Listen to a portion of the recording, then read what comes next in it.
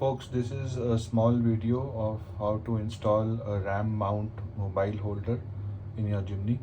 What you are seeing is the actual mobile holder. The part number is on the top starting with X00. This is a very nicely made with lifelong warranty item.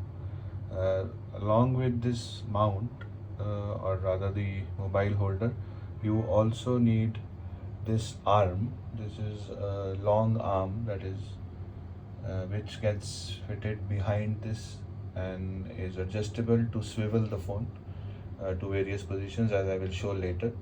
And then finally, this is the ball mount, which can get installed in one of the three fake bolts that the Jimny has in its front grab rail, grab handle, and one on the driver's side below the AC vent.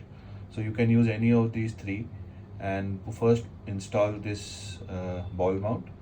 The ball mount attaches to this arm and the arm attaches to behind of this mobile holder. I will now unpack them and show you how they actually look like.